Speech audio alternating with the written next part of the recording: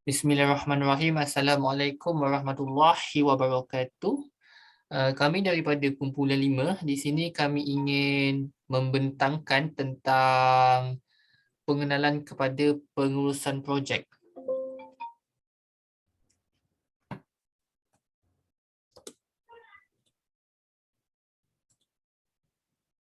Okey.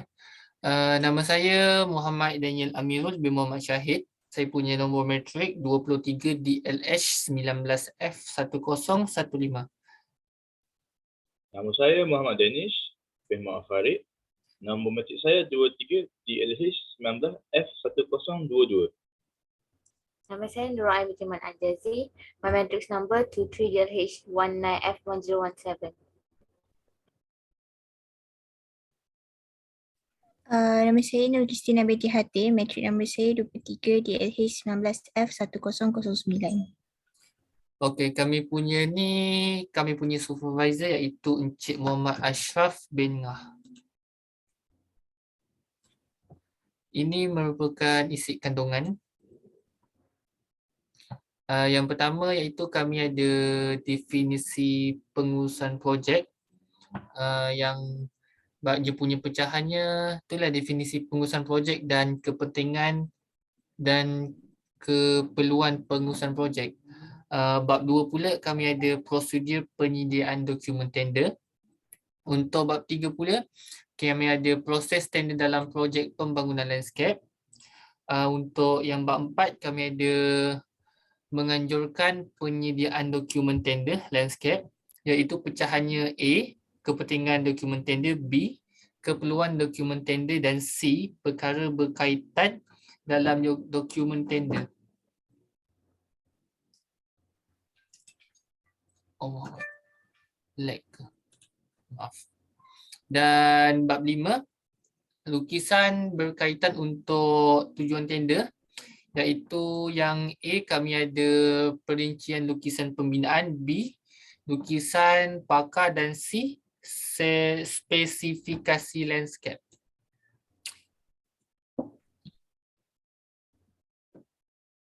Okay, pengenalan kepada pengurusan projek.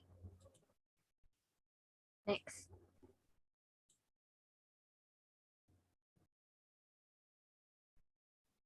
Definisi pengurusan projek. Projek ialah percubaan atau usaha sementara unik dan progresif yang dibuat untuk menghasilkan beberapa jenis hasil ketara atau tidak ketara.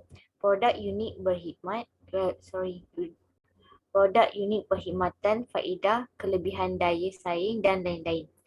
Ianya biasanya merangkumi satu siri tugasan yang paling berkaitan yang dirancang untuk dilaksanakan dalam tempoh masa yang tetap dan keperluan dan had tertentu seperti kos, kualiti, prestasi dan lain-lain.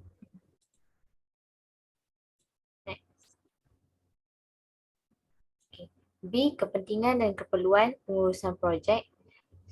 1. Memastikan apa yang disampaikan betul dan akan memberikan nilai sebenar terhadap peluang perniagaan. Kedua, membawa kepimpinan dan hala tuju kepada projek. Ketiga, ia memastikan terdapat rancangan yang sesuai untuk melaksanakan matlamat strategik. Keempat, ia memastikan jangkaan yang betul ditetapkan sekitar perkara yang boleh disampaikan bila dan untuk berapa banyak. Kelima, ia memastikan kualiti yang sahaja dihantar secara konsisten mencapai sasaran. Keenam, ia memastikan risiko diurus dengan betul dan dikurangkan untuk mengelakkan daripada menjadi isu.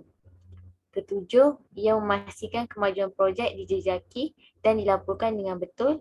Kelapan, belajar dan kejayaan dan kegagalan masa lalu. 0.2, prosedur penyediaan dokumen tender. Nombor 1, kenal pasti peluang tender. Maksudnya kenal pasti peluang tender tu kita cari iklan yang mana, company yang mana yang buka tender. Lepas tu nyatakan minat dan boleh hantar proposal untuk kita nak tender tu. Lepas tu kan tentukan asas tender. Kita tentukan apa yang penting untuk tender tu. So nombor 4, penyediaan anggaran kos. Kita buat anggaran kos berapa jumlah yang sepatutnya digunakan untuk satu-satu projek. Lepas tu nombor 5, penyediaan anggaran kos. Itu pun dah termasuk sekali untuk penyediaan anggaran kos. Menjalankan rundingan. Klien dia akan minta banyak tender, maksudnya ramai tender yang akan masuk dekat company dia, so dia yang akan buat rundingan, so mana satu yang dia akan pilih. So baru next tu sign contract. Maksudnya contoh kalau kita terpilih, so orang tu akan sign contract pada company kita. Next.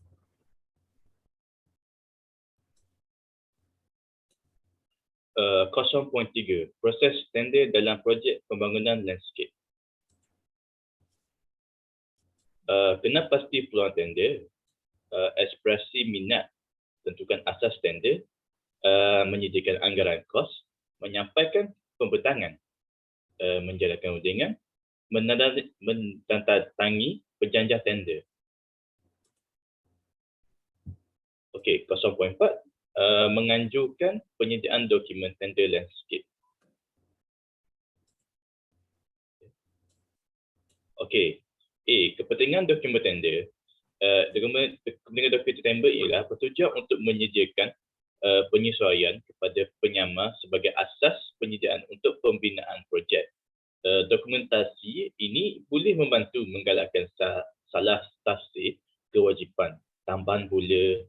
Ia juga membantu memilih pembekal yang layak dan berminat berdasarkan syarat-syarat yang dinyatakan dalam dokumen bersama dengan faktor yang lain, seperti harga, nilai sosial dan kriteria kualiti. Dokumen tender ini mengandungi butiran pembekal dan tentang itu boleh mendapatkan jangkaan pada akhir projek.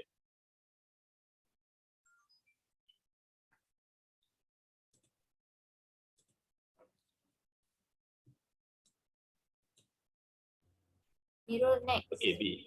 Keperluan dokumen tender. Okey, keperluan dokumen adalah berbeza daripada organisasi ke organisasi. Dokumen am ialah perihalahan, barang dan perkhidmatan yang akan diperoleh kerja, termasuk barang, spesifikasi, teknikal atau butiran yang berkaitan dengan keputusan. Keperluan dan penghantaran syarat tender projek yang ditetapkan projek atau kontrak, kemungkinan dari segi kelayakan, pengalaman dan penyesalahan yang sah atau keadaan kewangan, penilaian kriteria dengan penghuraian sebagai panduan dalam menyediakan dokumen tender. Selain itu, kandungan dan perkhidmatan juga harus diperincikan.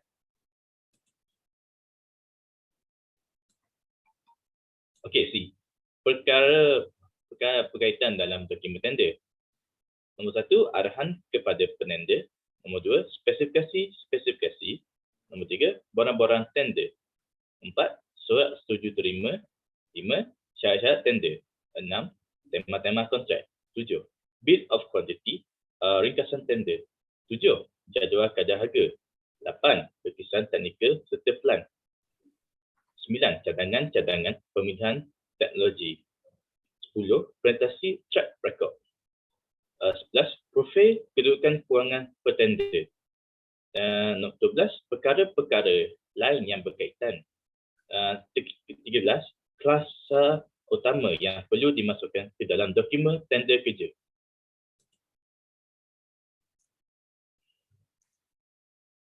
Is 0.5 lukisan berkaitan untuk tujuan tender.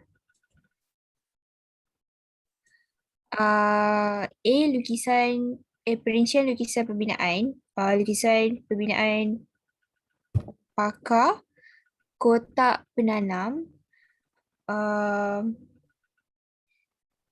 Kita orang letakkan pokok sawi dalam kotak penanam ni.